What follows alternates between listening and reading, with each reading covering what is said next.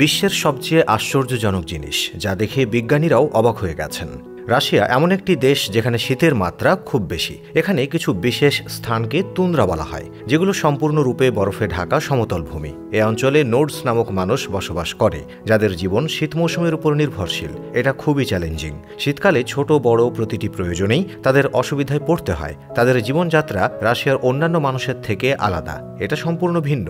ঠান্ডার কারণে এখানকার জীবনযাত্রা খুবই কঠিন হয়ে পড়ে, কিন্তু তারা এই পরিস্থিতিতে বসবাস করতে সক্ষম। এটা একটা অভ্যাসে পরিণত হয়েছে। তুন্দ্রার তাপমাত্রা এতটাই কম যে সেখানে ঠান্ডার কারণে একজন সাধারণ মানুষ অসুস্থ হয়ে পড়তে পারেন। তারপরও এই নোডসগুলি বছরের পর বছর ধরে এখানে বসবাস করছে এবং কঠিন পরিস্থিতিতেও তাদের জীবনযাপন করছে।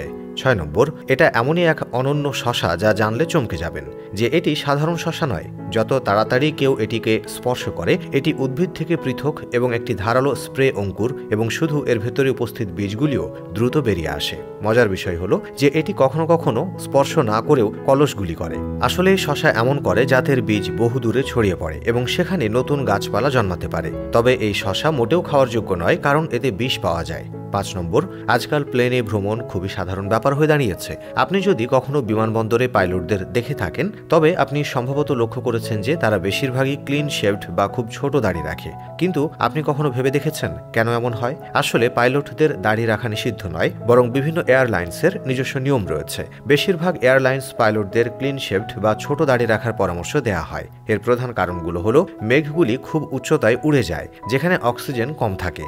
এর ফলে অক্সিজেনের পরিমাণ কম হতে পারে। এমন পরিস্থিতিতে পাইলটদের বড় বড় দাড়ি থাকলে অক্সিজেন মাস্ক পরতে হবে, আর উপযুক্ত সঠিক উপায়ে সেটি ফিট করাও যাবে না। এর ফলে অক্সিজেনের অভাব হতে পারে, যা পাইলটদের নিরাপত্তার জন্য বিপজ্জনক।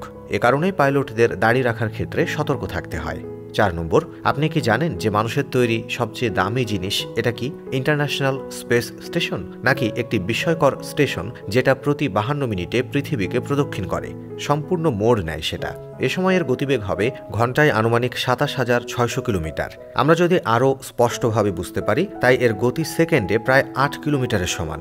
এটি মানব প্রযুক্তি এবং বিজ্ঞানের সবচেয়ে বড় অলৌকিক ঘটনা হিসেবে বিবেচিত হয়। ৩ নম্বর হলো, ইন্দোনেশিয়ার সাগরে পাওয়া যায় একটি বিস্ময়কর মাছ যার নাম রাবিন। এই মাছ দেখতে সাপের মতো, যার কারণে এটি আরও অনন্য বলে বিবেচিত হয়। পুরুষ মাছের রং গাঢ় নীল, যদিও নারীর রং সবুজ। এই মাছ অত্যন্ত বিরল এবং সাধারণত গভীর সমুদ্রে দেখা যায়। এটা দেখে অবাক লাগে, কারণ এর প্রজাতি অন্যান্য মাছ থেকে সম্পূর্ণ আলাদা এবং অনন্য। ২ নম্বরে, ছাগল পালন থেকে কৃষকরা লাখ লাখ কোটি টাকা আয় করছেন। বর্তমানে অনেক খামারি ছাগল পালন করে ভালো লাভ করছেন। এই ব্যবসা শুরু করার জন্য ভালো একটা খামার প্রয়োজন। যা হোক, এটি সঠিকভাবে চালানোর জন্য কিছু সময় এবং প্রচেষ্টা লাগে। কিন্তু একবার আপনি এতে প্রতিষ্ঠিত হয়ে গেলে উপার্জনের সুযোগ বহু গুণ বেড়ে যায়। শুরুতে এই কাজে একটু বেশি খরচ হয়, কিন্তু চাষের সেটআপ স্থিতিশীল হওয়ার সাথে সাথে লাভ বৃদ্ধি পায় এবং ব্যয় কমতে থাকে। পাঞ্জাবের মতো রাজ্যে এবং দেশের অন্যান্য অংশেও এই ধরনের ছাগলের খামার বেশ সাধারণ। এই চাষ ক্রমশ জনপ্রিয় হয়ে উঠছে। অনেক কৃষক এই ব্যবসা থেকে বছরে লাখ লাখ কোটি টাকা আয় করছেন।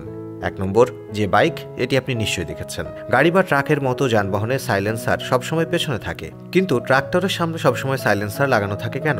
প্রকৃতপক্ষে ট্রাক্টর একটি কৃষি বাহন যা রুক্ষ রাস্তা, কাদা এবং কাদা হ্যান্ডেল করতে ব্যবহৃত হয়। এমনকি কাদা ভরাট এলাকা দিয়ে যেতে হতে পারে। সাইলেন্সারটি পেছনে লাগানো থাকলে তাতে কাদা, পাথর বা অন্যান্য ময়লা প্রবেশের আশঙ্কা থাকে। এতে ট্রাক্টরের ক্ষতি হতে পারে এবং ইঞ্জিনেরও ক্ষতি হতে পারে। এছাড়াও সামনে সাইলেন্সার ইনস্টল করার আরেকটা সুবিধা হলো এটি বজায় রাখা সহজ। এর কারণে ট্রাক্টরের সাইলেন্সার সবসময় সামনের দিকে লাগানো থাকে। আপনি যদি এখন পর্যন্ত ভিডিওটি দেখে থাকেন, তাহলে লাইক এবং শেয়ার করতে ভুলবেন না।